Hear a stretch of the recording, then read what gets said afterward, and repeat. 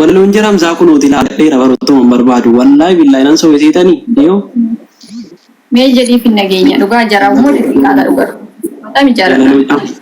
Walaloo Hamzaa fi Ashittiiti kun. Jarumaaf han barreesse dhugaa. Hamzaa fi Ashittii jedha mata dureensa.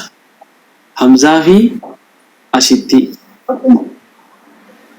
Urjii halkan keessaa biiftuu akka barii taatanii nutti iftu ijoollee fiqirii babbareedduu lachuu roomaantik jaalalaa bareechi isin uume gubbaa hanga jalaa.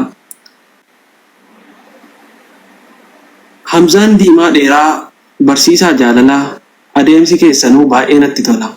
Umurii dheeradhaa hamaan sin hin argin milkaa waliinuu gaariin sin hin darbin. Kan isin takaaltu dhaabbattee akka gufuu daanoon miila dhaanaan isin jalaa kuftu. Mastaawutii qeerroof qarreen sin keessatti of laalu jaalala barsiisuu keessatti maaluu sin hin madaalu. Ashittiin sun giiftii qeeransa jaalalaa leenca eegee qabdee kan hin hafne jala leencicha Hamzaadha jechuudha. Ashittiin giiftittii qeeransa jaalalaa leenca eegee qabdee kan hin hafne jala. Isiin qeeransa isaa inni siidhaaf leencaa jecha nuu dhabee fi maalittan fakkeessaa.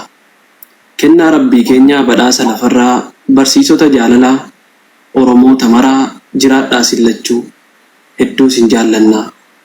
Jiraadhaa sillachuu hedduu sin jaallannaa.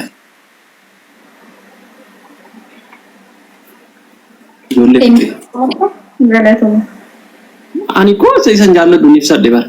Ati warra sanaan achitti amma jaallattu isa. Kan Hamzaa fi Ashittii durin jaalladhu walaloo turedha immoo kun. Sorry. Anis baay'ee jaaladhaan jara hedduu jaaladhaan dhugaa dubbachuuf.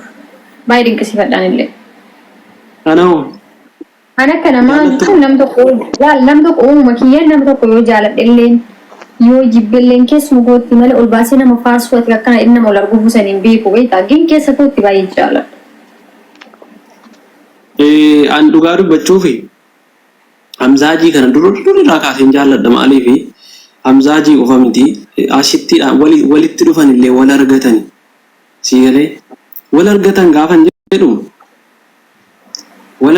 gaafan jedhu jecha afaanii miti. Atumtistii wal bira qabiilaalee yaadumaan lamaan isaaniitu roomaantikii jaalalaa jechuun wallaahi. Roomaantikii jaalalaa. Isiinis nama jaalalaa innis nama jaalalaa. Kanaafan barsiisota keenya jedheen barsiisota keenya qeerroof qarreen keessattuu isaanirraa fakkeenya fudhachuu qabu. Wallaahi billaa nama tuffachuu otoo hin taane namni Kaayiroo keessa miti Awurooppaa keessa akka Hamzaatti bashannanee jira. Amma Hamzaan Ameerikaa maalii akka waan Ameerikaan alaa biyya samaa keessa utuma jiraate Hamzaan akka sanaa walitti jiraata. Uffatee zannatee zanaafataa jedhee jiraata jechuudha. Ashittiinis akkasuma zanaafataa jettee qeeransa jaalalaa inni leenca jaalalaati. Akkasitti nu bohaarsu jechuun nutti tolu. Siigalee qeerroof qarreen isaanirraa fakkeenya fudhachuu qabnaa jechuudha. Nama tuffachuu miti. Isaan bukkee jaraa jirtanu jara Hamzaa kun akkamitti uffatanii deemuu jedhanii yaaduu qabu. Uffatanii gadi ba'uu qabu akka sana. Zanaafataa jedhanii deemuu qabu jechuudha. Roomaantik wal barsiisuu qabu. Walitti kokkolfuu qabu. Siigalee. Wallaahi isin jaallannu Hamzaa Ashittii. Hundi keessanuu isin jaallannu umurii dheeradhaa. Daanoon miidhadha isin jalaa kuffisu warra isinitti ija hamaan isin laale. Kanaaf dooktoriin immoo bismillaahi nu waliin nu fuusisee akka keessan kanatti zanaafataa nu haa gochisiisu. Guli amiin. Amiin jedhee. Hamzaa Ashittii amiin ayettuu fayyadaraa du'aa rabtaan gardeeffachaa jira.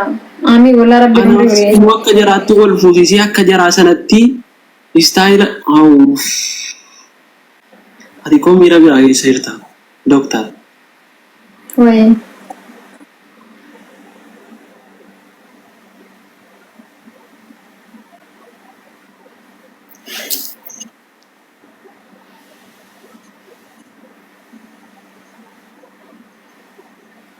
Abshir Hamzaa isinii kan hojjedha viidiyoo isaanii isinii hojjedha abshir.